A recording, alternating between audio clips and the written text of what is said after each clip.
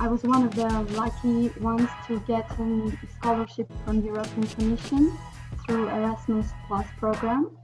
My dream to study abroad in one university, it was like a small dream in comparison to what happened in reality. I believe that if we want to bring changes in Armenia, we need to work with children, we need to work with new generation.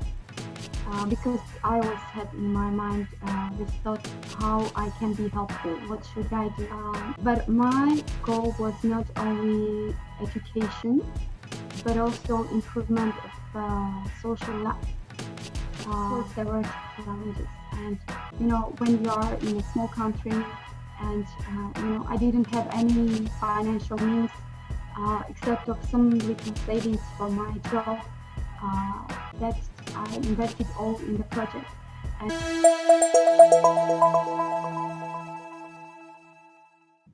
All right, everyone, welcome back to Sales Biz. I appreciate everyone taking the time. Before we kick it off, folks, go ahead and subscribe to this channel.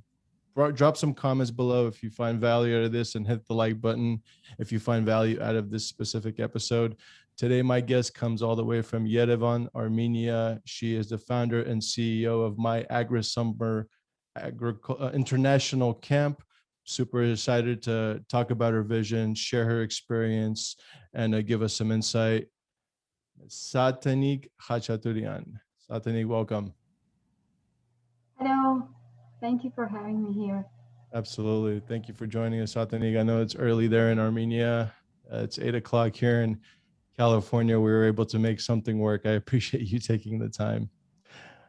Satenik, before we kick it off with your company, definitely want to talk a lot about that. But before we get started, just want to talk a little bit about your where you're from, your educational experience. Walk us through a little bit about your professional career. Yeah. So I was born and grew up in Armenia in a small village, Martuni, which is a part of Jambarak now.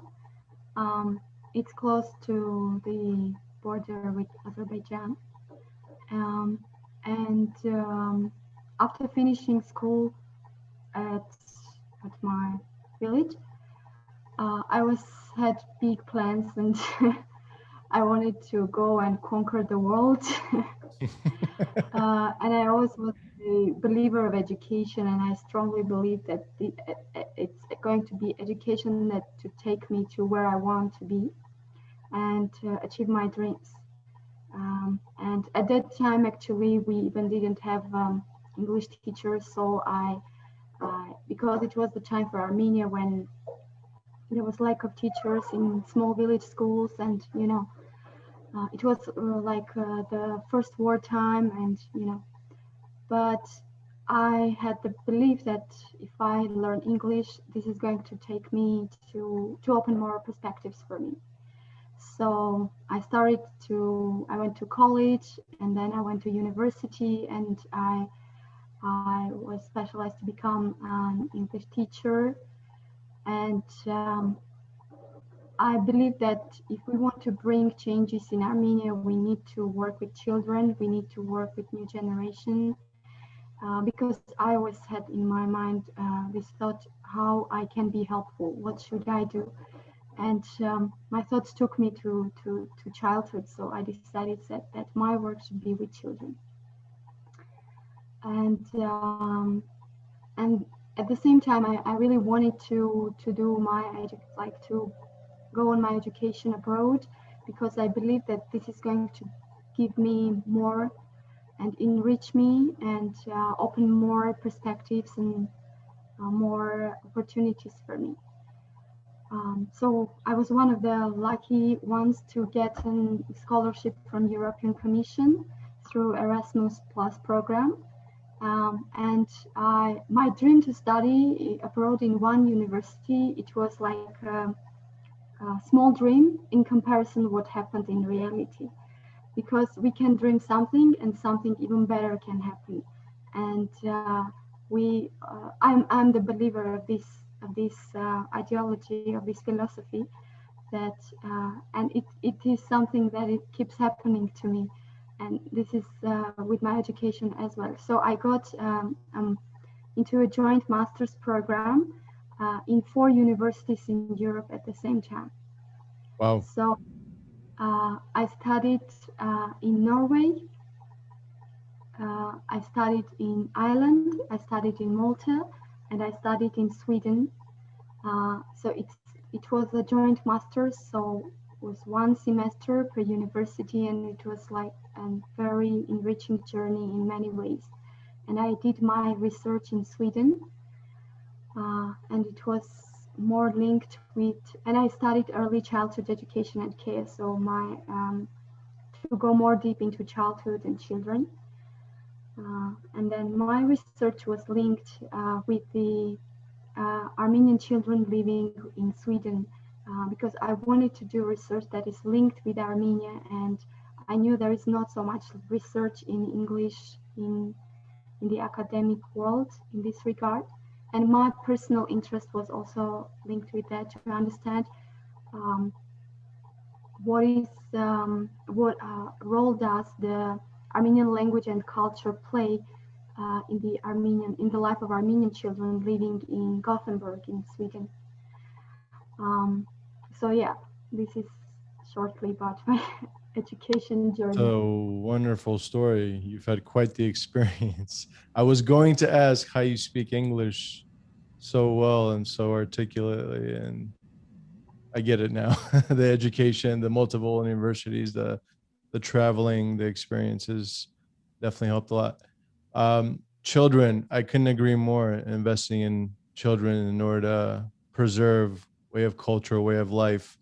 Uh, Tell me a little bit more. That sounds like a very passionate journey. Why specifically kids? Did you have some sort of experience working with children starting off, or was that something during your studies that you embarked on? How did all that happen?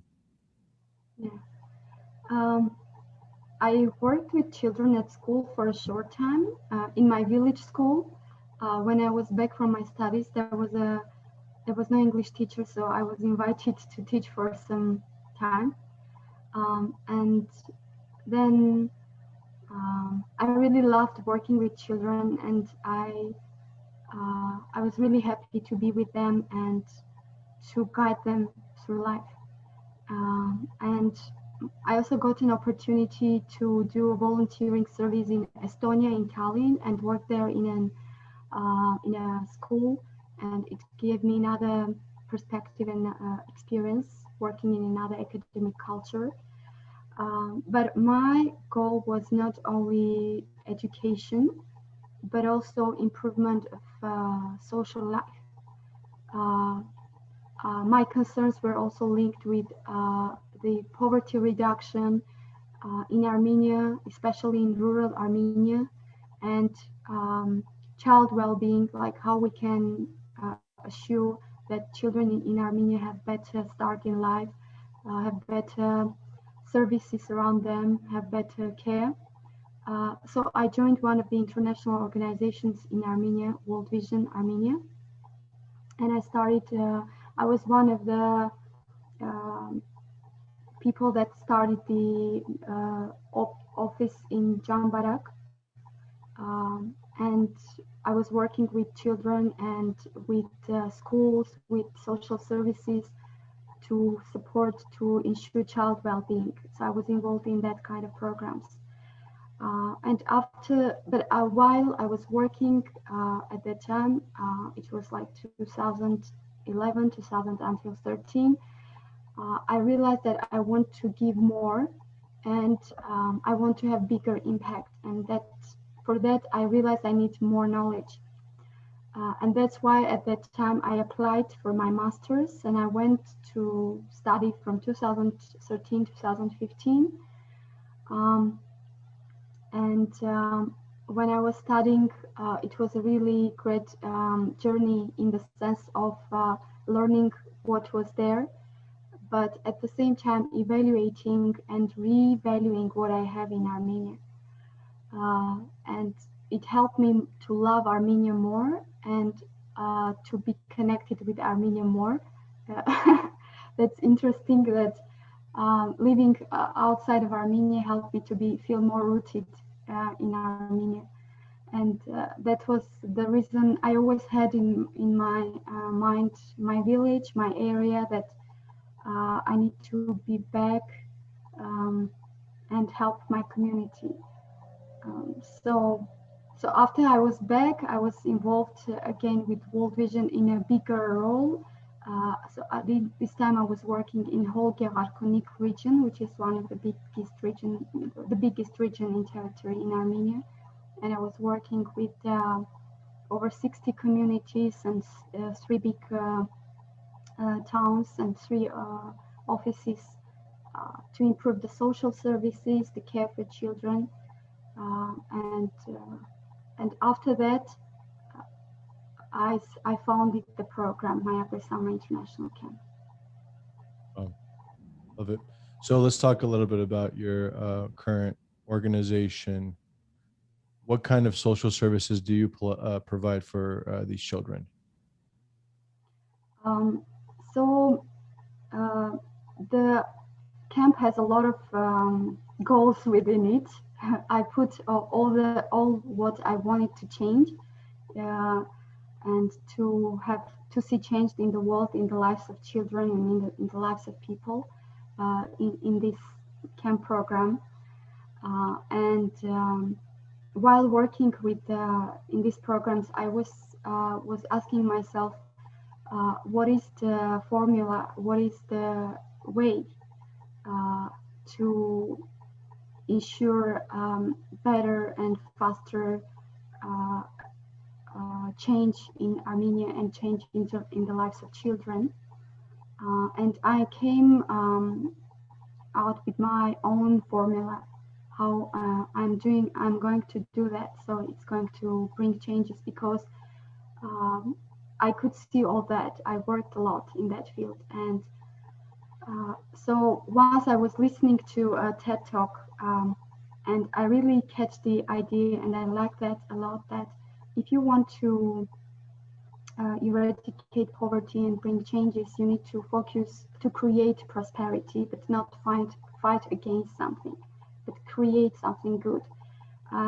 It really stayed with me, and I decided that I'm going to focus on the resources of my community, and I started to see more and more resources, what is there, and to build on that.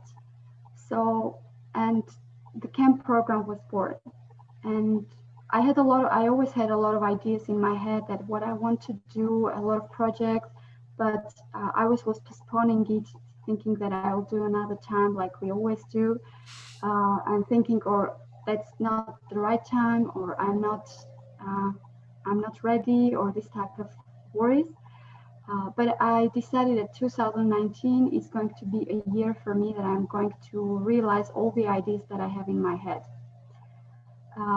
So one of the ideas was the camp idea that was born actually in 2015 when I was doing the research in Sweden.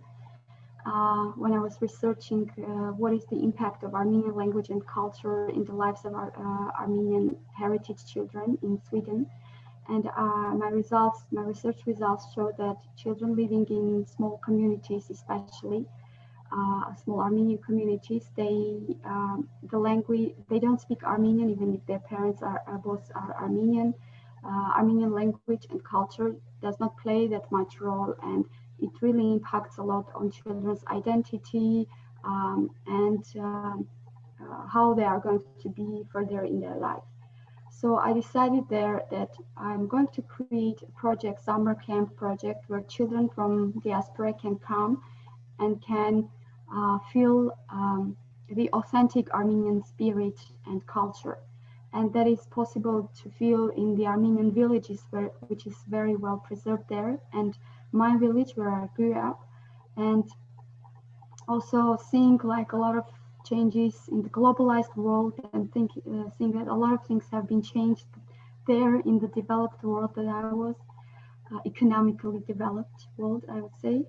I saw we have preserved so many great values here, and that I want to preserve them, and I want to pass them to coming generations. So that was the first idea. And then in 2019, when I was, I really, yeah, I really like the idea in Nordic countries, in Norway and Sweden, of outdoor education and how the nature is a great part of education and how it's the best environment for children to learn and to develop, and how good it is for their mental and physical health. So I was researching a lot about education and the environment. So I realized that the village environment that we have is a really very good environment that I can use for children to come for 1 week to learn new things through experiential learning, but not like from with books and papers, but with their own experience.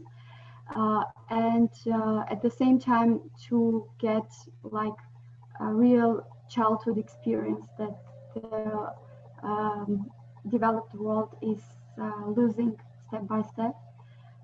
And at the same time, I put the idea of development, of community development in the camp. And it is very linked with the community people.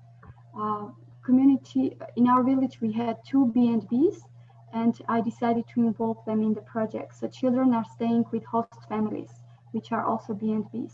So I know these people for all my life, and they all know me all my life. So I had a great trust that they are going to be great hosts, and the experience already showed that.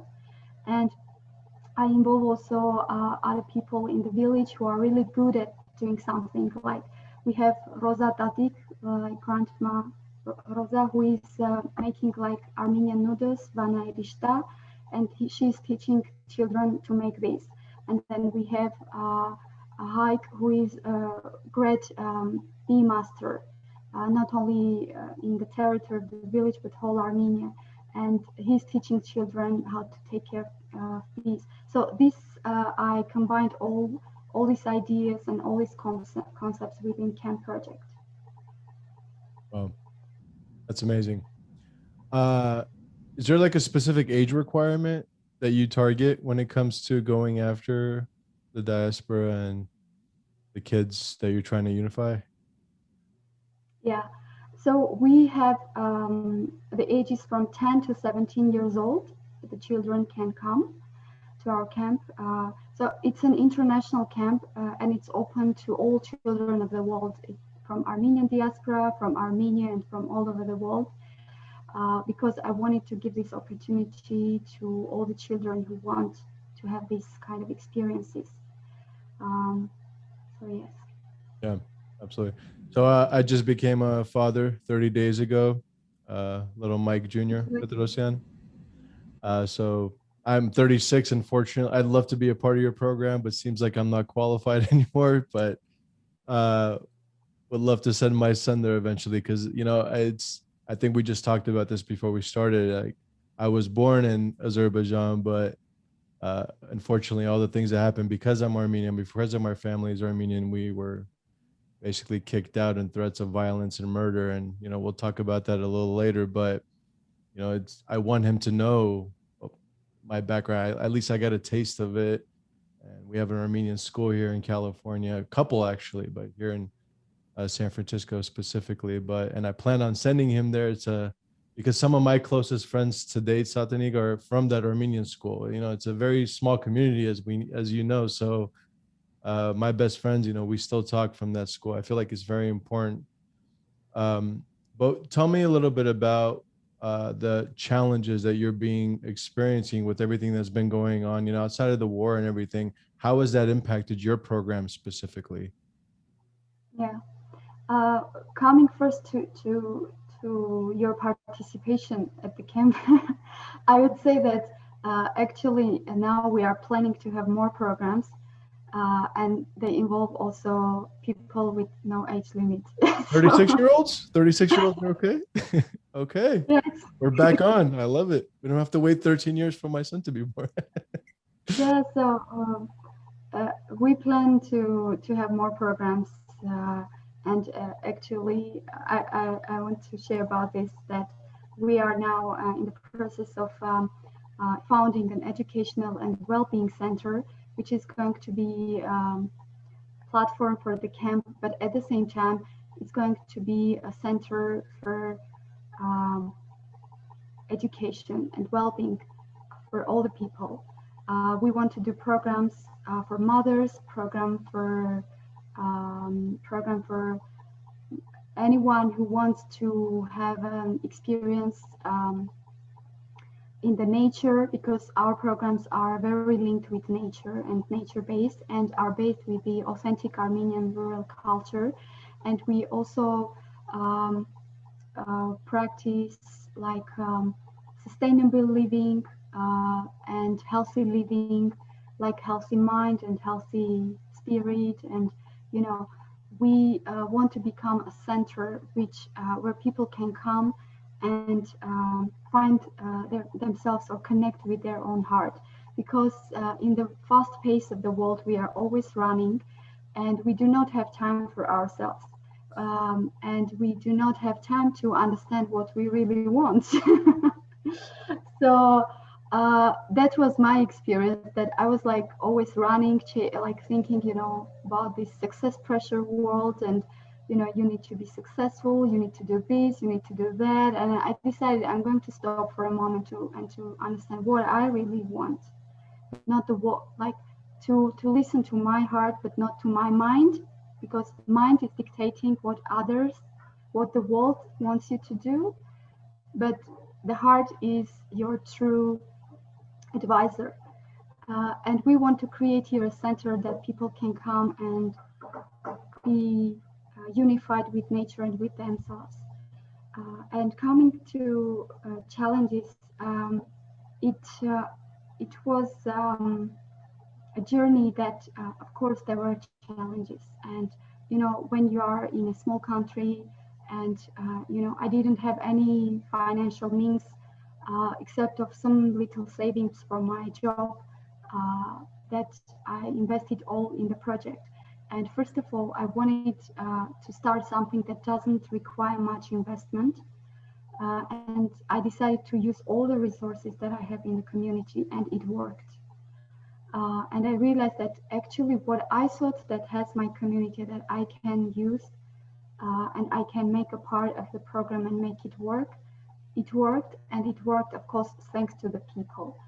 And we always supported each other, and that is very important in every job, in every initiative as well. And the challenge is that when you are small and you are new and people do not know about you, and you are doing something which is also new, because what we do is also new for Armenia. The first is like the understanding and the to being valued and what you do, and so people like parents can trust their children that to send to your camp. And we put like high standards in our camp, and we wanted it to be a high quality camp. So and a lot of parents, especially in Armenia, they do not understand much. So we mostly have diaspora Armenians or foreign people who come to our camp.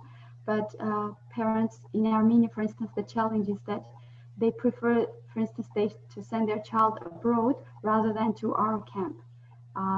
So this is one of the challenges that we.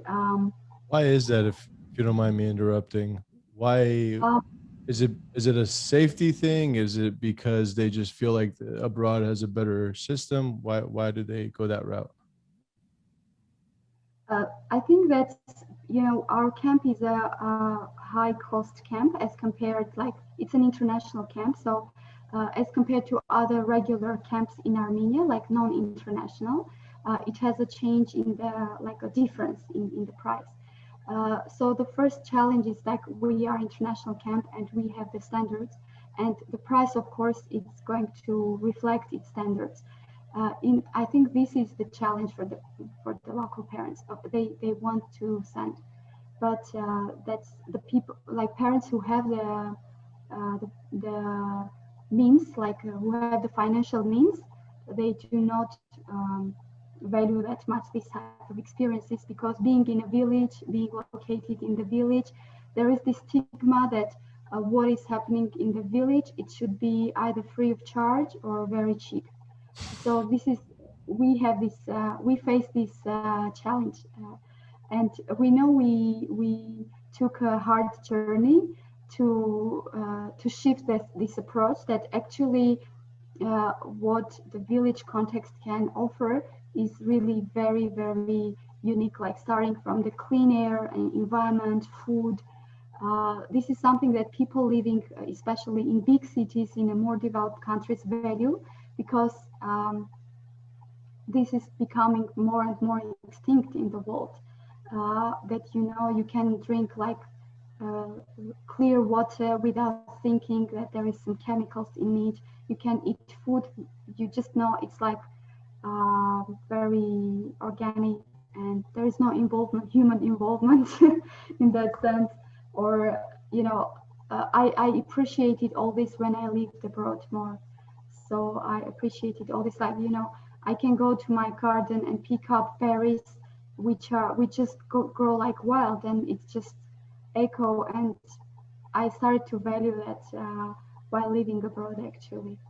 So we have so many things like this, and we also want the children that come to our camp to teach this, to plant these seeds of care for the nature, for the environment, for each other, and for like sustainable living. And we want to teach them that they can do things by themselves. Like you don't need to go to the shop to buy everything. You are capable of doing everything you want. Starting from cooking food, or making, I don't know, a small basket for you to carry things, or um, It's a culture. yeah. We're pioneers. We grow Yeah, it, we feed it, we eat it, we knit yeah, it, we sew it. It's the way it works. yeah, because the modern world is called prepares us to be consumers, but we are creators. A human being is a creator, and we are forgetting about that.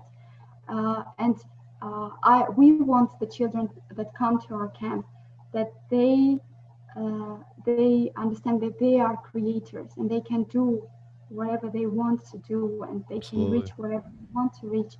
And our camp is also gadget free camp, so we put aside the gadgets. Children just spend the day like without, and when No we cell ask them, phones, no laptop, no yeah, tablets. Wow.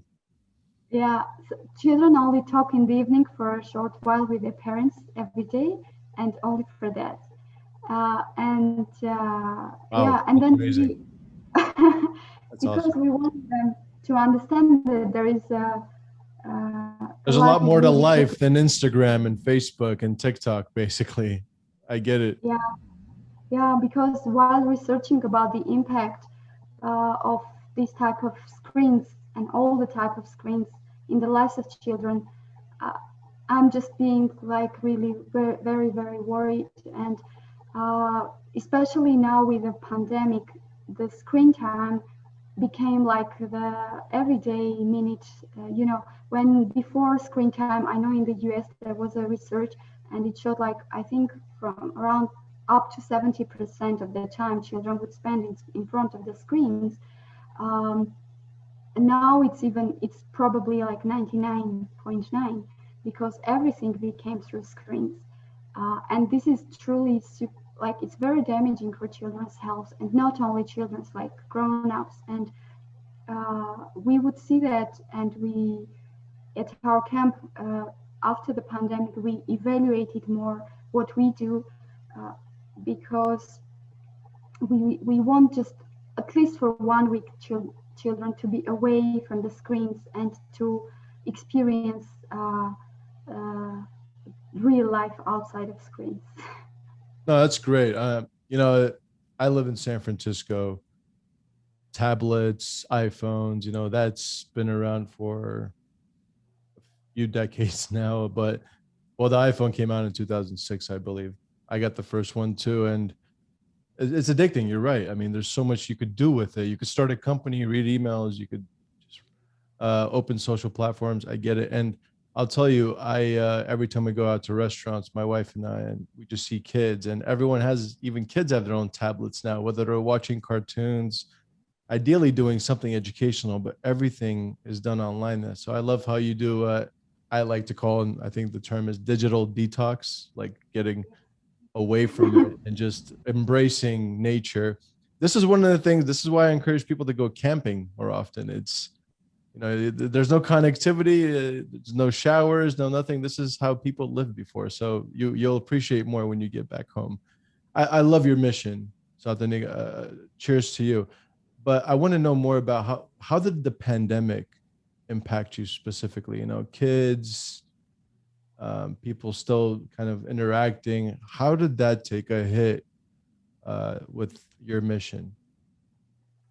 Yeah, pandemic hit us hard because last year there was a lot of fear, and it was closed and the borders were closed. So we had some agreements with France, with Italy, that they are going to bring groups of children to our camp last year, um, and of course it didn't work, and it was one of the sectors that was closed, and but we were positive, and we actually realized that the camp is much needed now for children, and because we work in small groups, and we realize that what we practice in our camp is aligns a lot what are the pandemic like safety rules, like being in the nature mostly, like we spend most of the time outside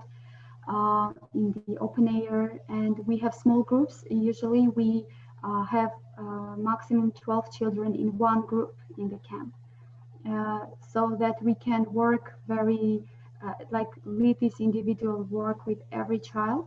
We have like high child and like adult ratio in our camp, and also the activities and everything. So we decided that we really need to do this camp to help children and parents to get away from the fear of pandemic, and just to help children for 1 week just to forget about everything, and to revitalize, because they have been all the time inside, in front of screens. So we said we are going to do the camp, and last year we had a very small group last summer, and I was happy to hear one of the camp children at the end of the day, when the first day then they came to the camp. She said that, I just forgot about pandemic and everything what is going on in Yerevan. She said, and I was really happy to hear that even on the first day she already was like away from everything, and she already could be happy to be there. And we did the camp, and it was small, and we lowered the price like 50%, just to give the opportunity to people to come, and there were brave parents who sent their kids, and everything went really well, and we all felt really well. And of course we had this safety everything, and everyone was checked up before coming, but everything was great, and we just lived in a 1 week camp without like forgetting about this, and we realized that actually when I built the camp, I was planning, like my plan was like 2020 the camp is going to become sustainable. So we are going to have kids, because all the money that we all the financial means, it comes from the payment from the camp. So parents pay for the camp, and from this pay we cover the cost of the camp. This becomes a source of income fully. It becomes a source of income for the village people and for us that we are organizing. So this is uh, my plan for the camp, was that it's going to become my main source of income. So I do the camp, and because I wanted to do the job that I enjoy doing, and not thinking about doing other jobs just to focus on this. So 2020 didn't work for that. Um, so I realized that okay, this year it wasn't good for that, and but 2020 was a year that we worked a lot on our center project. So we decided that we need to build a camp center where we can do the camp project, and then a lot of new project came in our head that we can realize in this center. So we worked a lot with groups of architectures to on the camp design, like camp center design. And we applied to a lot of grant projects to finance the foundation, the construction of the center. And we were lucky to find people and organizations that finance the camp center construction. Fortunately, last year, because of the war, we planned to do it in autumn, but it was all stopped. And we had to wait for the spring to come so we could start, because there is a lot of snow and you can't do anything. So we had a lot of the program had a lot of delays in that sense. But we saw this time as an opportunity to develop and to make it even better. And so we already started the establishment of the center, and it was like a dream that we have been waiting for almost a year to do. But unfortunately now the prices for the construction materials went really high. It got 2 times more expensive. So the money that we found for the center is now not enough. It's going to be not enough. So our challenge at the moment is find new financial sources because of this challenge that we are meeting now. I'm really sorry to hear that. I thought living in California, the same things with us right now. It's people are trying to build, establish better communities, better homes, but the prices of these materials, the wood, the lumber, the metal has 3x'd. I'm actually shocked to hear that Armenia is going through the same thing. So how can guys like me help, Satenik? I mentioned it earlier, and I'm willing to give you my son, but he's only 30 days old, so I don't think he's going to do much good. But how do guys like me, diaspora in California, help outside of, let's talk about monetarily, what does that look like? But if, let's say, I wasn't able to do monetarily, what else, how else do people contribute to your cause? Yeah. At the moment, of course, it's the monetary support for the center, but other than that, just sending your kids to the camp is already a great support. Okay. And I always said that it's people who want to support Armenia and have direct impact, they just send their kids to our camp, because in this case they both have their children in a can do something good for the children, and at the same time good for us and for the community here, because all the money, all the pay for the child's participation, it goes directly to the village. And it becomes, so it's like a direct investment to the development of the small community here in our village. So I think one of the greatest supports for our compatriots abroad would be sending their children to our camp. And this year we also want to involve children from Artsakh. So if they can also sponsor children from Artsakh to come to our camp, or children that have been affected by the war in this or that way. Yeah.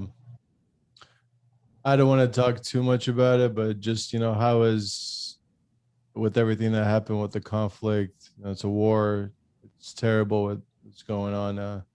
That's what, like I told you earlier, I was impacted by it starting off, and then unfortunately 30 years later it's still happening. um, has that created some sort of, has that created a more fire for parents to want to send their kids to your camp anyway, or because of everything that's happened are they more reserved now to send their kids to Armenia, to your camp? Yeah, they are more reserved. I would imagine. Yeah. I mean, So yeah, it's another challenge for us now.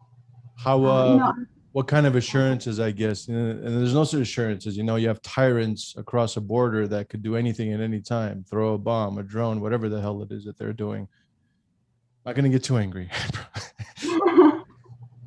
no, don't but be.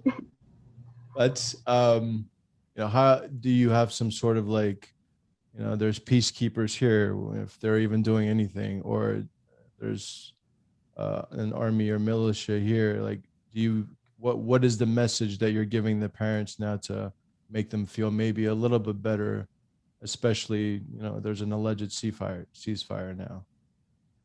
Yeah, we are safe, and we have been safe during the war, like our part.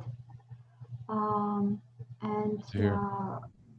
and I live here, and if something happens, like we have direct contact with the people at the border, so we will know immediately, and there is a safe driveway that we can take kids, like if something happens. Yeah. So we have a plan, a safety plan, and during the war, we like the only the border which is close to Artsakh has been affected, um, and and we, I feel safe living here now, and I have been here also during the war, and I felt safe in that sense that and if that this is my home and I'm not going to leave it in that sense. But for security reasons, like for security things, at the moment I would think it's secure. So Yeah. if something little happens, everyone, like, we will know immediately, and we can take the secure, like the plan that we have. Yeah, So God I'd forbid say anything that. happens again, but I'm glad you seems like you thought about this, and obviously you care about the children. This has been a passion of yours since day one. So I'd imagine security is your first order of Yeah, business, not just yeah, I think pandemic so. related. It's unfortunate that not just this war happened, but it was during a pandemic too. So you were getting it from all sides. So kudos Yeah, to you for trying to and figuring it all out. yeah, and children that come here, we have small groups, and they are like our children, and we treat them like that. It's like whatever happens, like, I don't know, we always monitor every second how they feel, how they, if they like what they do. That's why we also want to have small groups, so we can just work with every child and understand every child, and you know uh, and we want to make sure that they are happy here, and they feel secure, and and they enjoy, and they learn, and they you know and what happened with after the war and during the war, I had a lot of thoughts on, you said like 30 years ago, 100 years ago, it keeps happening with us, and in general in the world, still, these type of things happen, and it's really heartbreaking in that sense. And I was thinking that, we have a, like, as a humanity, we think we progressed. We are building higher buildings, we are flying to the space, I don't know, we are making smartphones and smart things, but we are not getting smart. It's In the very sense true. that It's very I true. realize that we as human beings, we have not been changed, we have not been developed, because if one human being wants to put an end to another's life for one or other reason, it means we still are not developed, and we need to work on this. And especially after the war, and especially, I realized that we need to, like the education system and everything needs to work around this to bring up better human beings, first of all, that care for each other, that care for other human beings, they have love and respect, and for their surrounding as well. And as an entrepreneur, and I would ask also all the other entrepreneurs in the world,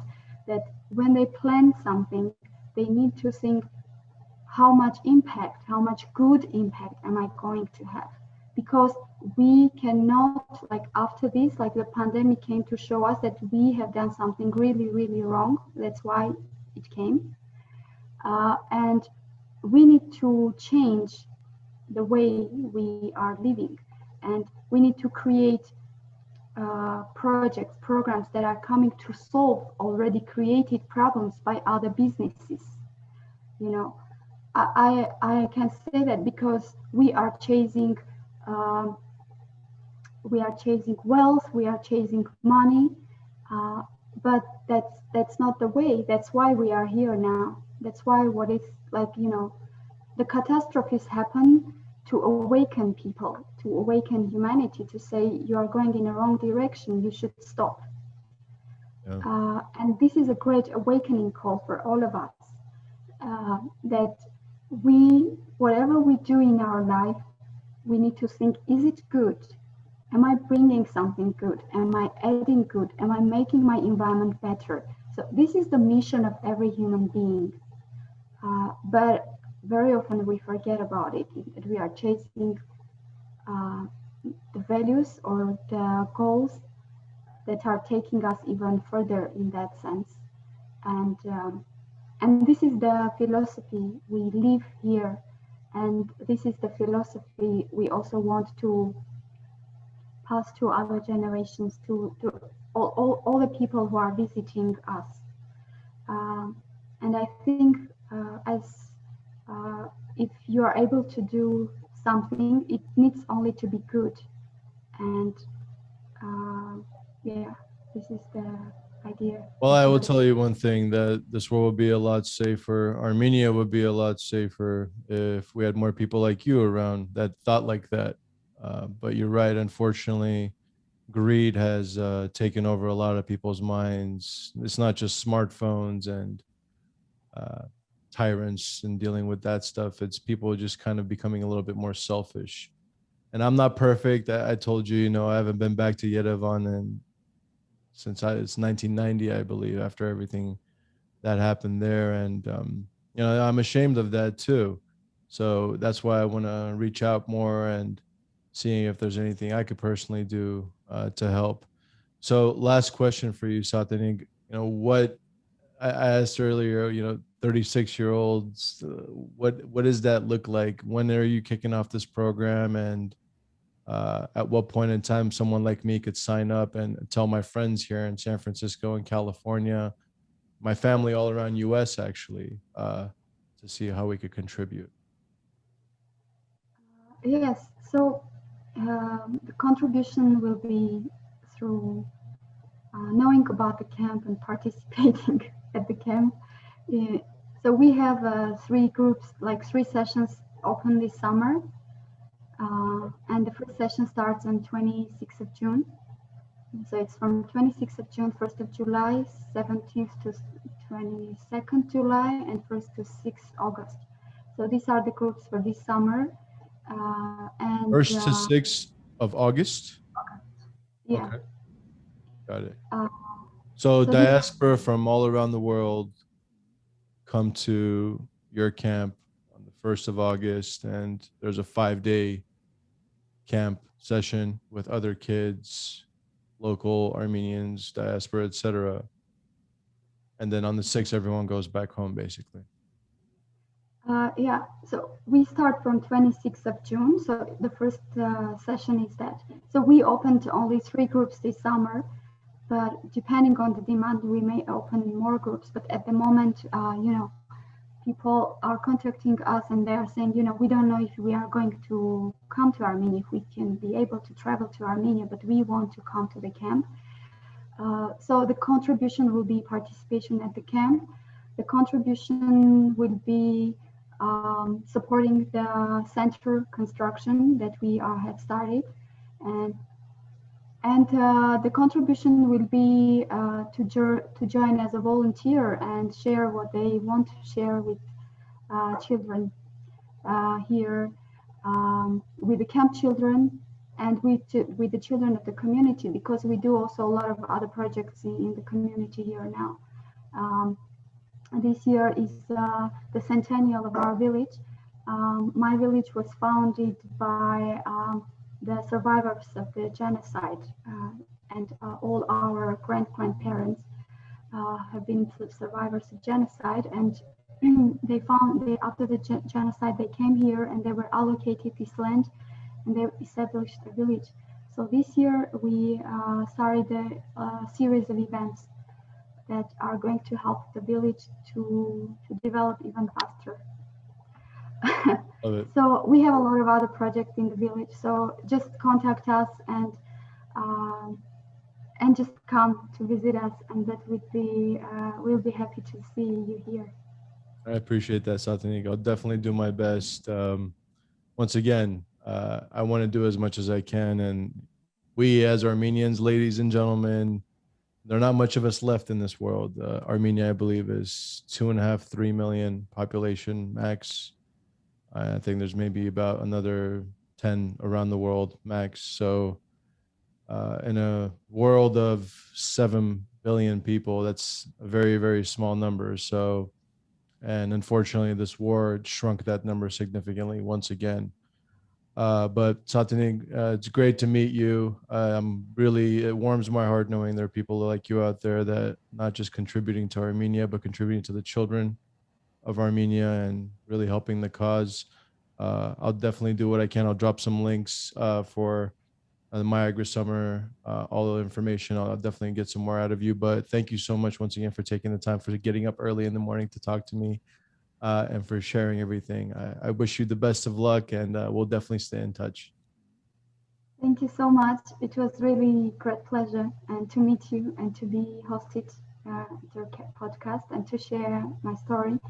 And one of the greatest things that this camp project brings, and the greatest value for me, are the people that I'm meeting.